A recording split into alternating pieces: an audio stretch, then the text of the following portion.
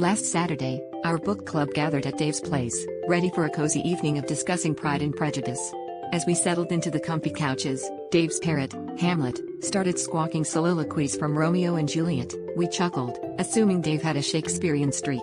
But as Hamlet continued, we noticed the parrot's recitations were interspersed with sharp, heated arguments about board games. To draw or not to draw, that is the question. It squawked, mimicking a neighborly dispute. Our confusion turned to hilarity when we realized that Hamlet hadn't been learning from Dave, but from the couple next door, who frequently argued about board games.